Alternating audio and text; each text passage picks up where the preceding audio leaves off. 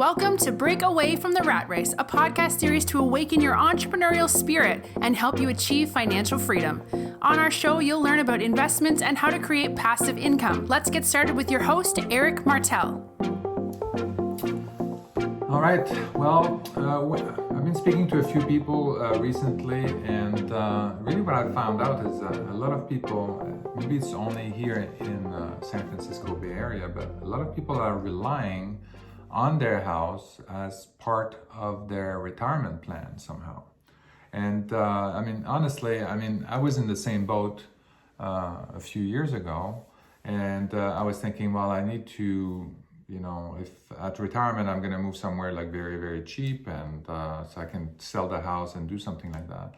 But a lot of people are actually thinking they think they're going to be still living in their house. Their house is going to be paid off, and automatically passive income is going to show up because they own the house and it's paid off, and they're going to be fine. But owning a house, even if it's paid off, doesn't mean it's free. You still have to pay taxes, you still have to pay insurance, you still have to pay for repairs and all of that. And so that's taking money away from your living expenses. And it's fine if you have sufficient passive income or means of getting that income at retirement, then you're fine. You don't have to worry about it. But if you think you might be falling short, it is a good time, the earlier the better, to start thinking about it and really start thinking about the mechanics of if you have a house at retirement. So what happened? How is that going to work out? How is that house? How's the equity in the house going to help me provide for me some passive income, right, for retirement? Especially when you combine that to some of the things that we hear in the news, some of the statistics about the median savings for people in their 40s. It's about $60,000. This is how much they have saved up right now. For the people in their 50s, only like 15, 17 years from retirement, they have saved, the median have saved about $120,000. That's not a lot. Obviously, that's not enough if you're planning to retire, and typically the average is going to be around 20, 25 years that you're going to be retiring. That's not a lot of saving. I don't need to do any kind of a big calculation to figure that out. With $120,000, you're not going to go far. So how much do you need for retirement? This is always the question. And so that you know that you are, and I'm just going to give you some ballpark numbers, some quick rule of thumb to figure out, this is if you're okay, and if you need to really think about it. But if you're between 45 and 55, and then you're single, then you take your the annual income that you desire at retirement, and then you multiply that by 10. And that's going to give you the amount of money that you need at retirement to basically live the way that you want. If you're married, assume 12 times the annual income at retirement. So just because it's going to provide for you as well as for your surviving spouse. So if you fall short of that, you really need to think about it. If you're well above that, if you're already on track to cover that and even more, then I think you're going to be fine. You don't have to worry about it. But if you fall short of that, like most American, you need to figure something out. And my point here is that the earlier you start, the more options you have. And I think a lot of people are burying their head in the sand, thinking that everything is going to be fine. I have a lot of equity in the house. But I want you to start thinking about that, and what does that mean exactly, and how are you going to use the equity in the house when you are at retirement, because the options are limited. So if at retirement, basically, you have one option, you have your equity in the house, you're 67 years old, let's say. So what are the options? The options are reverse mortgage. So that you basically kind of take a lien on the house, and then they give you monthly payment for the house, the equity in the house. The problem with that is that now they own the house. At your death, that company owns the house. So there's no legacy for your children at that point, and that might be fine. But the trick is that many people talk about that, but there are a lot of rules and a lot of conditions that these companies are putting on you, the owner, retiree, to make sure that you keep your house. So you can lose your house fairly simply by not keeping it in good condition. If it falls into disrepair, they may request you to do certain repairs in the house. You may not have the money to make these repairs. So how are you going to handle that when you're 67 or 75 years old, and then they ask you that, hey, you need to update your kitchen or your bathroom or change the roof and stuff like that. So this is going to be money that's going to have to come from somewhere. And if you can't afford these repairs, then they may take the house from you at that point. And then you're 75 years old, and then you have to find a place to live. You also have to live in your house. So if you're sick and all of a sudden you have to move into a home, a retirement home, or you want to move with your children, or you decide to move somewhere else and you cannot rent your house to somebody else either. So if you must live in your house in order for you to receive these payments. If not, then you can lose your house. So they can take the house from you at that point. So it's not ideal the reverse mortgage is not really ideal for me. I just think that there are better options out there as long as you start early. Because at retirement, so let's say again, let's go back to you're 67 years old. The other option then is really to sell your home. So that's going to be your only other option really. So and most people that I talk to, again, they assume that they're going to live in their home at retirement. So they work hard to pay for that house, and then they renovate it the way they liked it 10 years ago, and they want to enjoy it. So so if that was your plan and all of that, then at retirement you may find yourself that you have to bridge a financial gap, and you may be forced to sell your house. So that, to me, that's mind-blowing. That's why you need to think about this up front and make sure that you have what it needs. If you're planning to keep your house, make sure that you have what it needs what you need in order to continue living in it. So it's important to think ahead, basically. And then at that time, when you're 67 years old, I don't know what the real estate market will be like at 67 years old when you're forced to sell your house. It may not be a favorable market. You may not need get the money that you would get at a different time. Again, thinking ahead really helps with that. Also, you may have to do, your house may not be in the taste of at the time when you sell the house. So you may have to do some renovations before you sell your house and get the maximum value, the best price that you can for your house.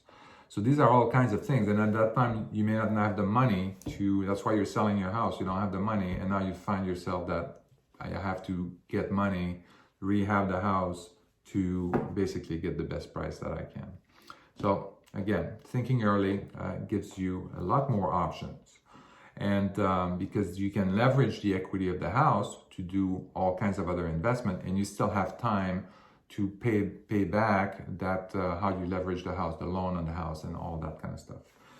So at retirement, you can use, so what you sell your house, and then you can use a couple of methods really to convert that equity, that money, into passive income, into a stream of income.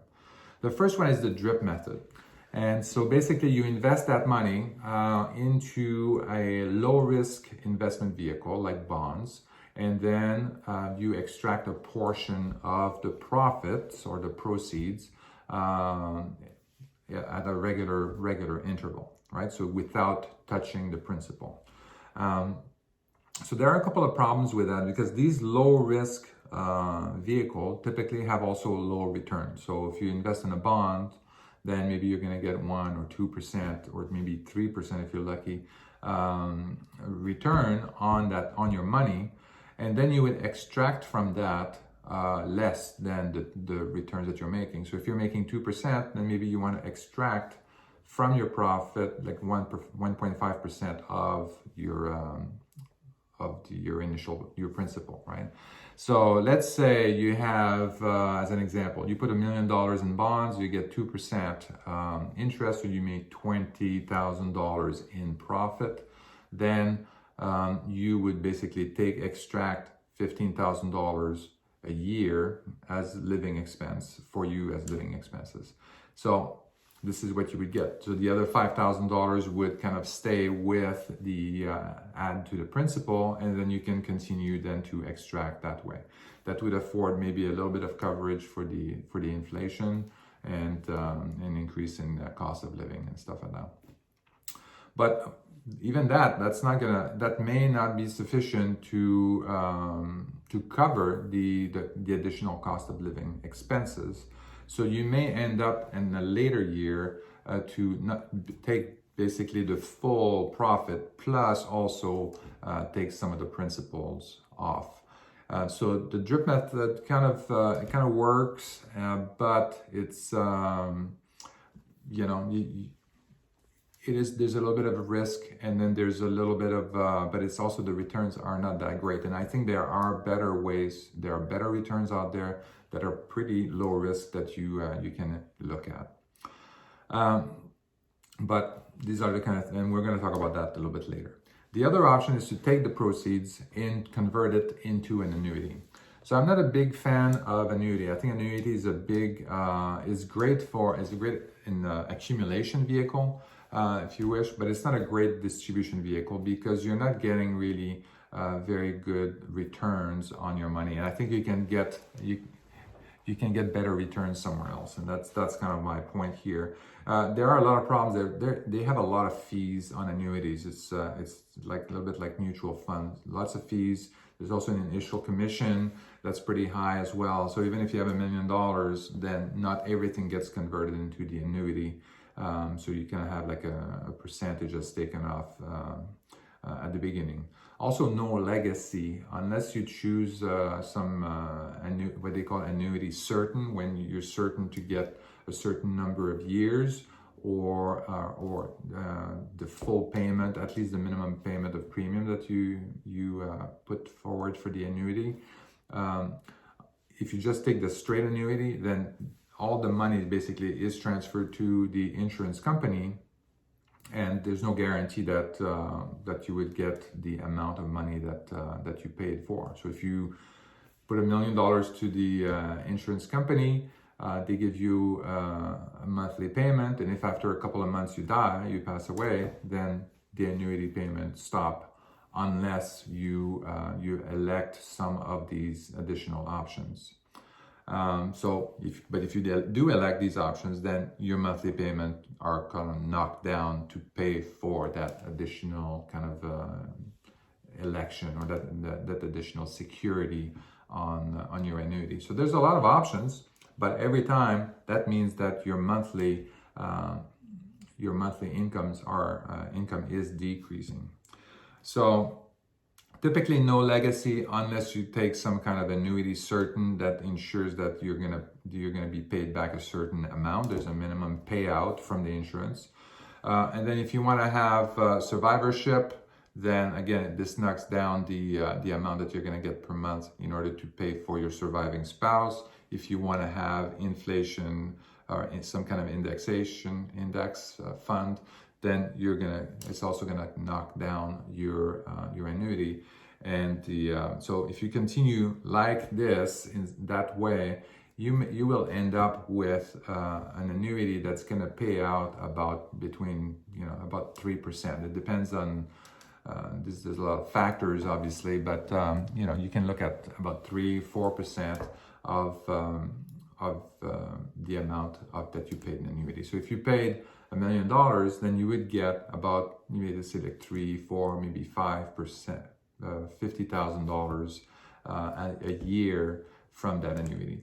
So it's better than the drip method, but it is not, it is good return, but there are other options out there that are more viable, I think. But these options, in my opinion, are not something that you would do when you are 67 and it's at retirement. So that's why I'm thinking that if you plan ahead, if you're really thinking about your retirement ahead of time, then it opens up some other options. To me, these two options, the selling your house and using the drip method or the annuity, or the reverse mortgage if you're really stuck. So these options are really the only thing that you have at retirement at 67 years old. But if you plan ahead, then it opens up a whole bunch of new ways of getting to securing enough passive income at retirement to live and enjoy retirement. So the first one is private money lending. So technically, yes, you could do that at 67 years old, but and start there. But there are a couple of reasons why I don't think. So first of all, let me explain what private money lending is. So basically, you are the bank. As a private money lender, you become kind of like a little bit of a bank, and you act like a bank, and you provide funds to another investor. So there are many real estate investors that are looking for fund, they're looking for cash for their project. And then you would basically, as a private money lender, lend the funds needed to the investors for them to complete the project.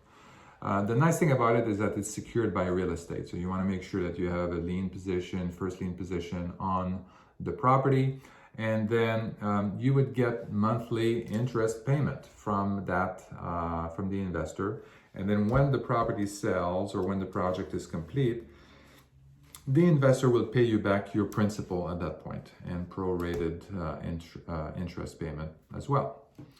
You can get like 8, 10, 12% interest on these kinds of loans.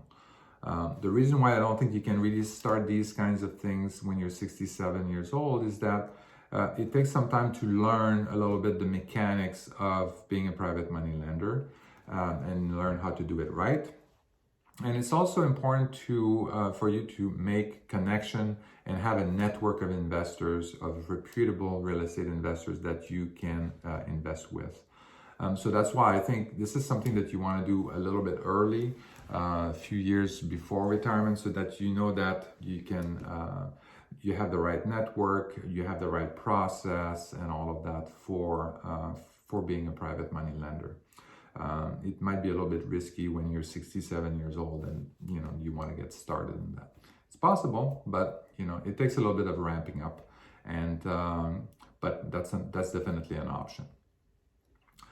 The other option is rental property, and the rental property you want to start as early as you possibly can. So this is a time-tested way to generate passive income for yourself. It also ensure that you have legacy for your children and grandchildren. But the thing is that you need to start early, and you can leverage the equity of your house to really get into the rental property. It gives you a lot as you're working and as you're getting your W-2. The rental property also gives you a lot of tax benefits. So it actually reduces your tax liability that can then help you build your passive income a little bit faster. So these are all great advantages for the rental property. You need to have the right temperament in order to do that. You need to find the right property manager. You need to find the right contractor, maybe. You need to find the right market. And you need to find the right financing. So there's a lot of different components that you need to figure out. And so that's why I'm thinking this is not something that you want to start at retirement. You may have to if you want, but you want to start it as early as possible. You're going to gain a lot of benefit. You may want to start very small, even with single family rental. With as little as $20,000, you can buy a single family rental that's going to give you $200 or $250 in positive cash flow. And if it's in the right market, and it's going to have a property manager in place and all of that.